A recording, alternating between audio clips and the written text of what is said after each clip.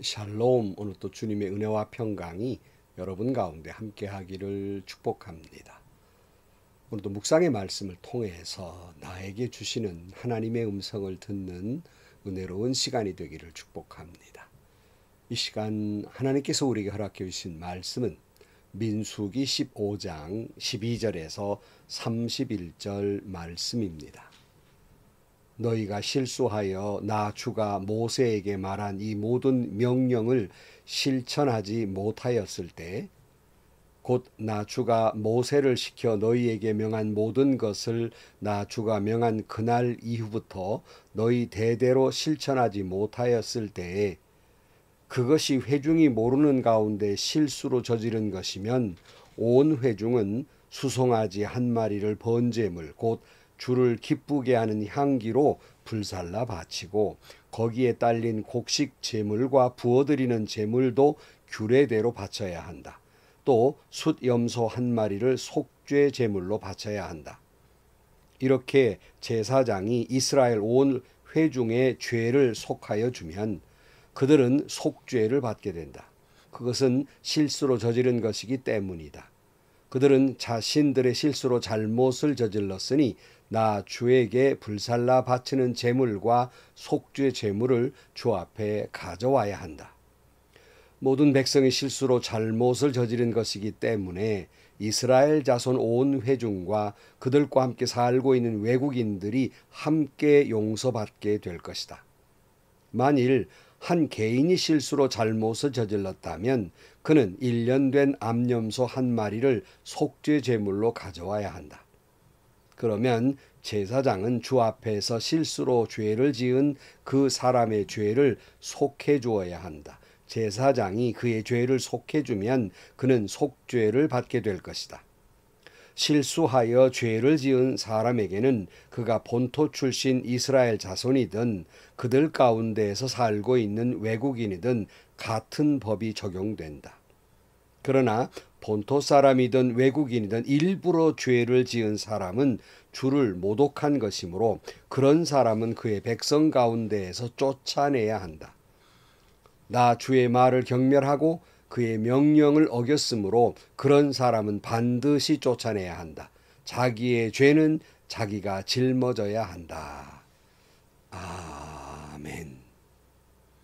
주의 종 모세와 아론을 원망하고 그것은 하나님을 향한 원망으로 이어지게 됩니다.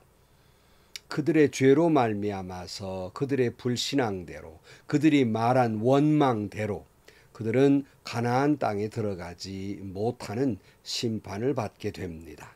그러나 출애굽의 1세대가 그런 죄를 지었지만 2세대가 남아있기 때문에 하나님은 여전히 이스라엘 백성과의 약속은 여전히 유효한 것입니다. 그러므로 하나님을 원망했던 세대는 광야에 죽지만 제2세대는 가나안 땅에 들어갈 것인데 가나안 땅에 들어가서 하나님이 기뻐하는 예배를 드리라고 말씀하고 있는 것이 바로 우리가 15장의 말씀이에요. 하나님이 기뻐하는 향기로운 제사를 드려라 말씀하고 있습니다. 화제 또는 번제라고 그러죠. 소제, 전제, 거제 이렇게 예물을 하나님 앞에 드려라 하는 말씀을 우리가 앞에 살펴보았습니다. 그런데 계속해서 그렇게 예배를 드리지만 그럼에도 불구하고 우리는 죄를 지을 수밖에 없는 연약한 존재들이기 때문에 죄를 지었을 경우를 설명하고 있는 것이 오늘 본문의 말씀입니다. 오늘 22절 말씀에 보면 너희가 실수하여 나 주가 모세에게 말한 이 모든 명령을 실천하지 못하였을 때 곧 나 주가 모세를 시켜 너에게 명한 모든 것을 나 주가 명한 그날 이후부터 너희 대대로 실천하지 못하였을 때 그것이 회중이 모르는 가운데 실수로 저지른 것이면 온 회중은 수송아지 한 마리를 번제물 곧 주를 기쁘게 하는 향기로 불살라서 바치고 거기에 딸린 곡식 제물과 부어드리는 제물도 규례대로 바쳐야 한다. 곧 숫염소 한 마리를 속죄 제물로 바쳐야 한다. 그랬어요. 우리가 말씀대로 산다고 하지만 부지 중에 죄를 지을 때가 있어요. 오늘 이 앞부분은 회중이 이스라엘 백성들이 그럴 수도 있고요. 뒷부분은 개인적으로도 실수로 죄를 지을 때가 있는 거예요. 그게 말씀대로 살지 못할 때가 있다는 겁니다.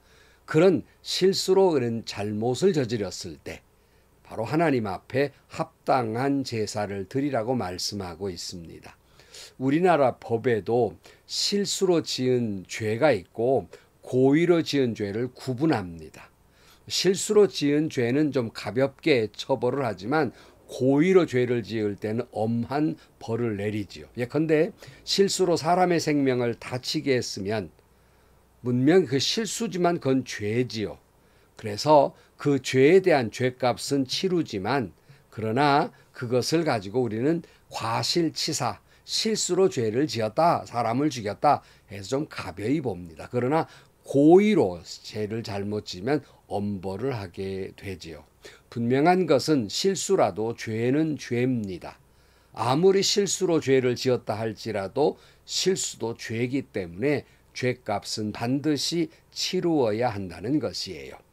우리가 아무리 말씀대로 살려고 몸부림치더라도 우리는 죄를 짓게 됩니다. 왜냐하면 우리 모두는 죄인이기 때문에 어쩔 수 없게 넘어지기도 하고 자빠지기도 해요. 고의는 아니지만 말씀대로 살려고 몸부림치지만 뒤돌아보면 내가 실수한 것, 죄 지은 것이 있지 않겠습니까? 그래서 우리 모두는 죄인입니다. 의인은 없습니다. 그래서 마가복음 2장 17절 말씀에 예수께서 그 말을 들으시고 그들에게 말씀하셨다. 건강한 사람에게는 의사가 필요하지 않으나 병든 사람에게는 필요하다. 나는 의인을 부르러 온 것이 아니라 죄인을 부르러 왔다. 이 말씀은 인류에게 커다란 은혜의 말씀이에요. 왜냐하면 만약 하나님이 나는 의인들을 부르러 왔다 그러셨다면 아무도 주님 앞에 나아갈 수 없어요. 그러나 이 땅에 의인은 없다. 그러므로 나는 오히려 죄인을 부르러 왔다고 말씀하고 있는 겁니다. 이것은 하나님은, 예수님은 우리가 연약해서 말씀대로 살려고 몸부림치더라도 죄를 지을 수밖에 없는 것을 하나님은 너무나 잘 알고 계시죠. 하나님은 우리를 창조하신 분이기 때문에 너무나 잘 알고 계세요. 그러나 그렇다고 해서 실수라고 해서 죄는 죄이기 때문에 그냥 지나가는 것이 아니라 심판을 받아야 한다는 말씀입니다.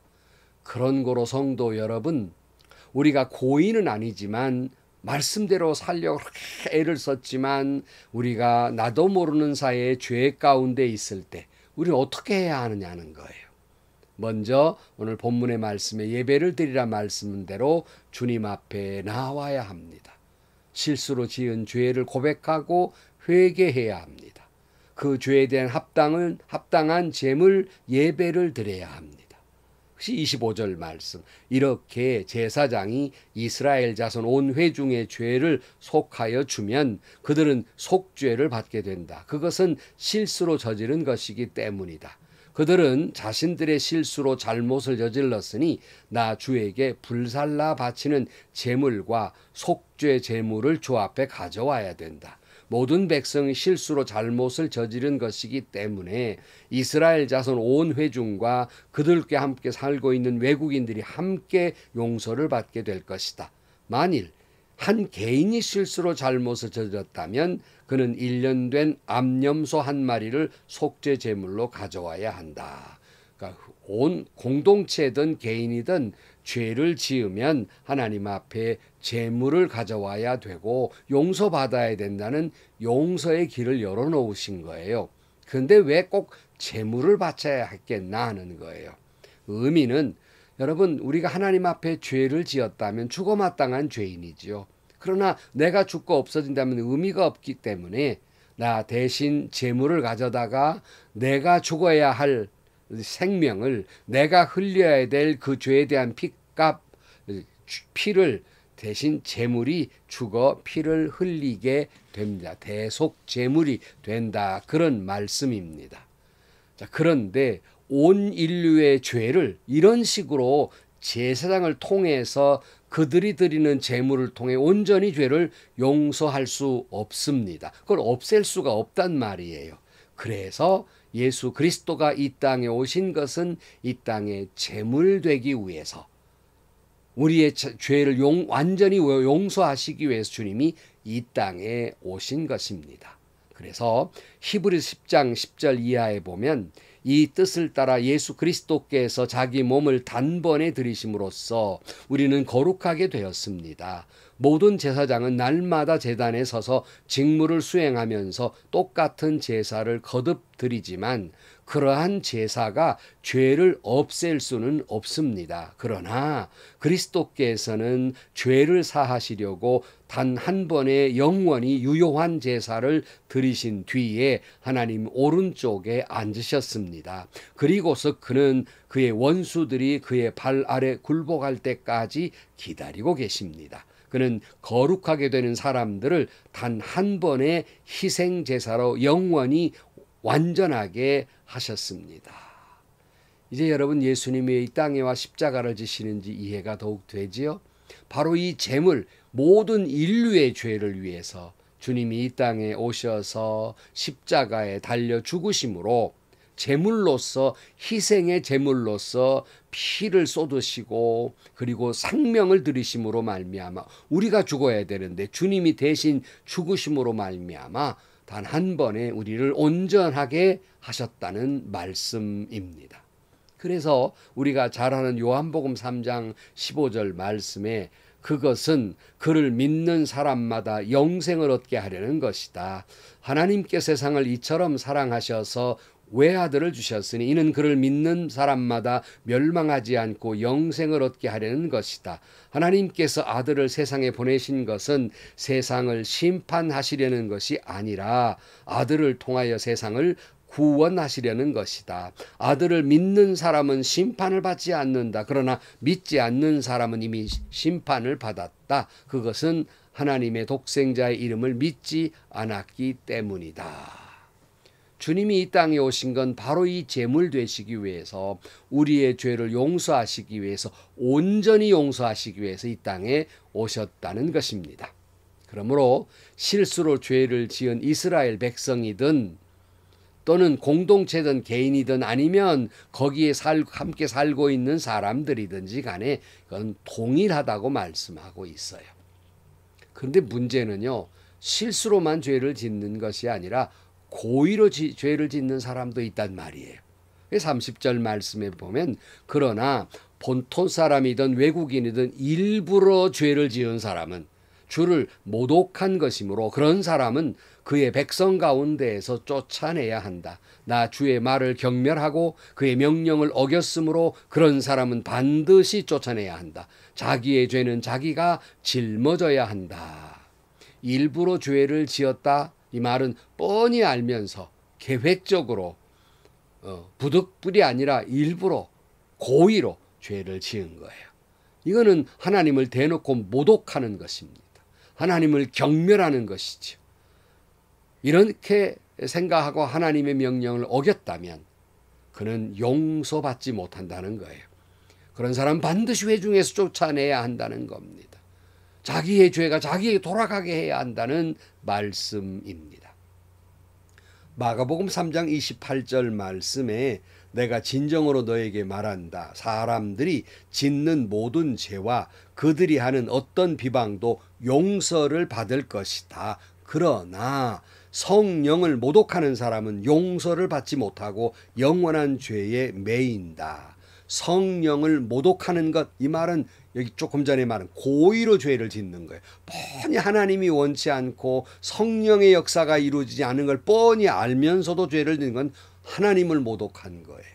성령을 모독한 것이라는 말씀입니다. 이런 사람은 용서받지 못합니다. 사랑하는 성도 여러분, 이 세상에서 주님 앞에서 죄인 아닌 사람이 어디 있겠습니까? 그러나 세상에는 자신을 의인이라고 생각하는 죄인이 있고 자신을 죄인으로 고백하는, 그래서 용서받은 의인이 있습니다. 같은 죄인이지만 한 사람은 자신의 죄를 알고 주님의 이름으로 회개한 사람은 의롭다 칭함을 받지만 자신을 의인으로 생각하고 하나님을 모독한, 십자가를 모독한 사람은 하나님을 모욕한 것이기 때문에, 십자가를 모욕한 것이기 때문에 영원히 용서받지 못할 것입니다. 그런 거로 사랑하는 성도 여러분, 오늘 또 우리는 하나님의 말씀대로 살려고 힘쓰고 애쓰고 몸부림치는 성도가 되어야 하겠습니다.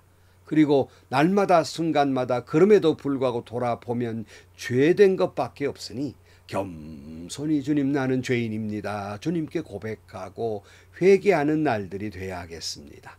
그럴 때 그의 십자가에 피 묻은 손으로 주님은 우리를 어루만져 주실 것이고, 우리 죄를 용서하시고 우리를 의롭다고 말씀해 주실 것입니다. 우리에게 영원한 생명을 주실 것입니다.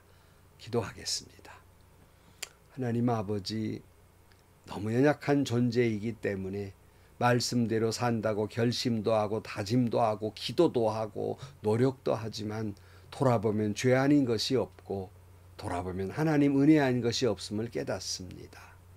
주님, 나의 죄인됨을 고백하고 회개하고 십자가의 보혈로 용서받는 저희들 되게 하시고, 행여나 어리석게도 하나님이 없는 것처럼, 성령이 아니 계신 것처럼 고의로 죄를 짓는 어리석은 저희들 되지 않게 하시고, 그러므로 성령을 모독하고 하나님을 모독하고 십자가를 모독하며 나는 의인이라고 생각하는 어리석은 저희들을 용서하여 주옵소서. 예수님의 이름으로 기도하옵나이다. 아멘. 여러분은 어떻습니까?